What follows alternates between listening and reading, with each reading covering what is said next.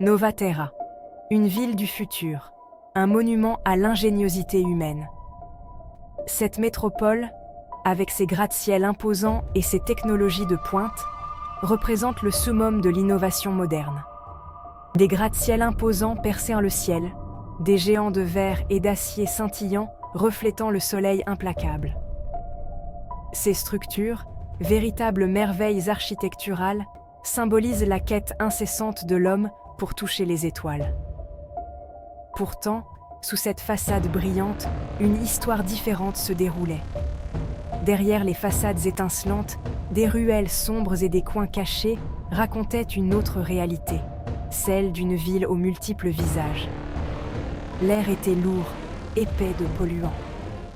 Les habitants de Novaterra devaient naviguer dans une atmosphère chargée de toxines, un prix élevé à payer pour leur mode de vie avancé.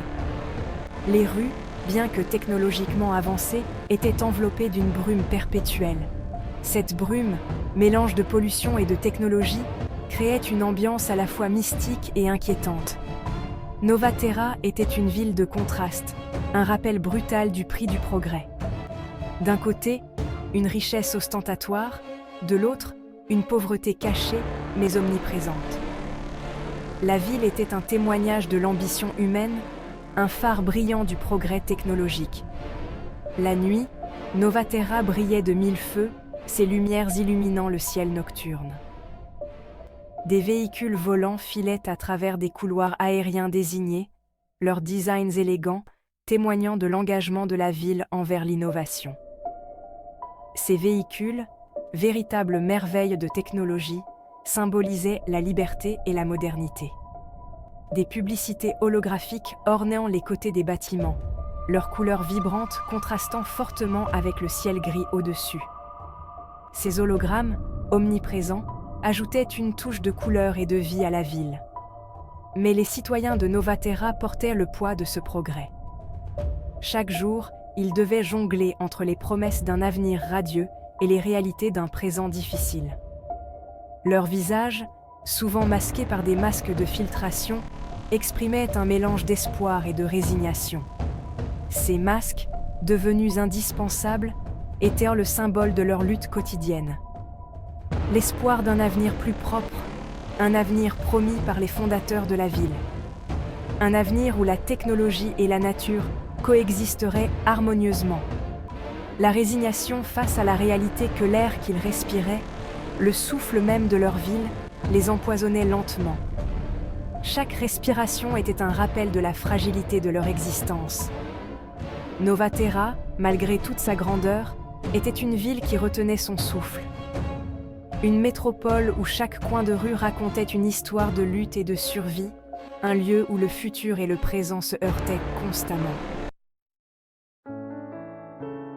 Lila, une jeune ingénieure passionnée par l'environnement, refusait d'accepter ce destin. Elle savait que quelque chose devait changer et elle était prête à tout pour y parvenir. Son appartement, un havre de verdure au milieu de la jungle de béton, témoignait de sa croyance en un avenir meilleur.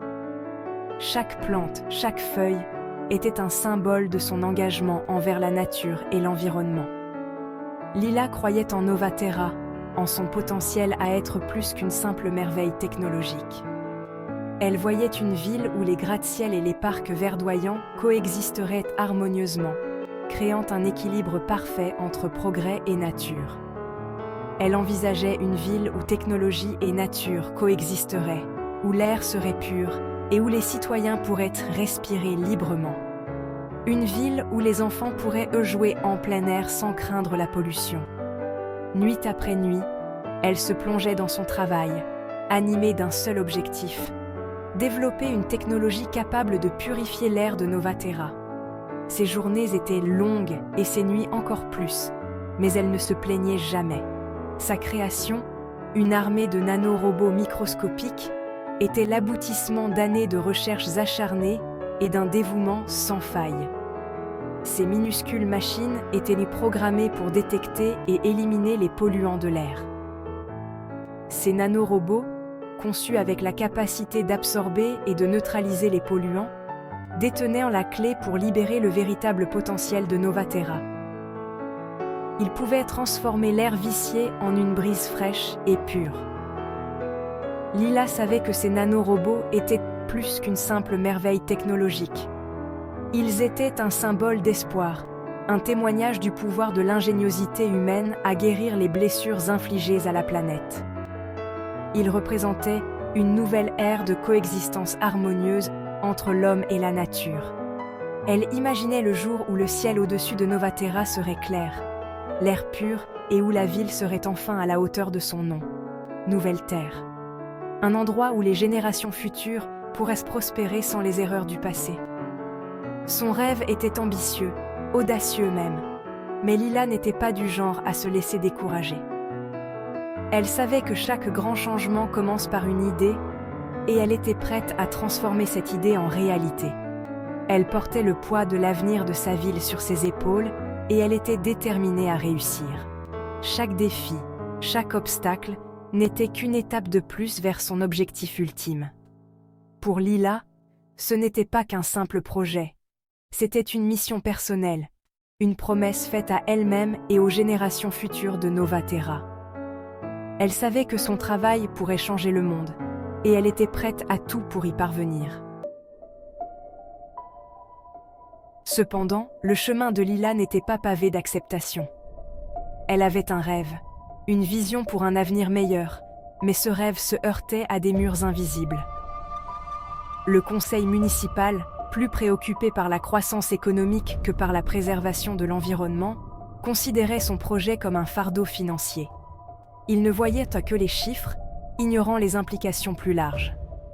Il privilégiait des solutions moins coûteuses, bien que moins efficaces, refusant d'investir dans une technologie qu'il jugeait non prouvée et idéaliste. Pour eux, l'innovation était synonyme de risque, un risque qu'ils n'étaient pas prêts à prendre.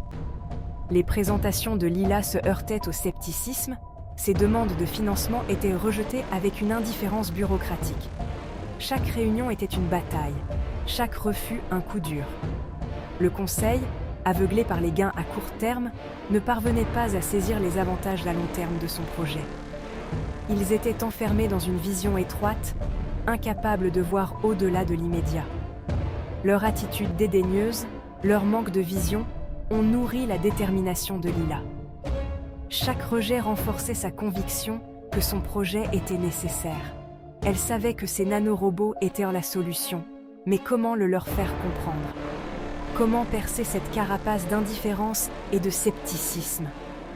Lila s'est retrouvée piégée dans un labyrinthe bureaucratique, ses demandes de financement résonnant dans les couloirs vides du pouvoir. Chaque porte fermée était un obstacle de plus à surmonter. L'indifférence du conseil était une gifle, un rappel brutal de la bataille difficile qu'elle menait. Mais chaque déception était aussi une leçon, une opportunité de se renforcer. Mais Lila refusait d'être réduite au silence. Elle savait que sa voix devait être entendue, que son projet devait voir le jour. Elle savait qu'elle devait trouver un autre moyen. Un moyen de contourner l'apathie du conseil et d'atteindre les personnes que son projet était censé sauver. Elle travaillait tard dans la nuit, planifiant, révisant, cherchant des alliés et des solutions alternatives. Sa détermination était inébranlable, et elle était prête à tout pour réussir. Un soir, attirée par le son des chants, Lila est tombée sur une manifestation. Des citoyens, le visage caché derrière des masques de filtration, défilaient sur la place centrale de la ville, réclamant un air plus pur. Leur voix, bien qu'étouffée, résonnait d'une frustration partagée, d'un désir ardent d'un avenir libéré de l'emprise suffocante de la pollution. Parmi la foule de visages, Lila a vu un reflet de son propre désespoir, mais aussi une lueur d'espoir. Ces personnes, son peuple, comprenaient l'urgence de la situation. Eux aussi ressentaient le poids de chaque respiration laborieuse, la peur pour l'avenir de leurs enfants. C'était son public, ceux qui avaient besoin d'entendre son message.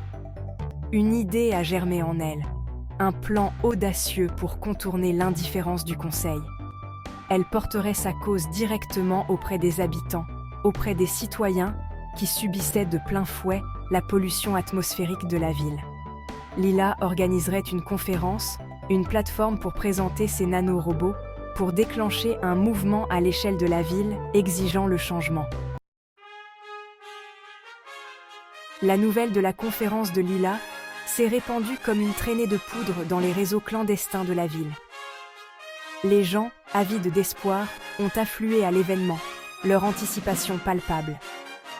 La salle de conférence, habituellement réservée aux rassemblements d'entreprises, était pleine à craquer, l'air vibrant d'un mélange d'appréhension et d'excitation.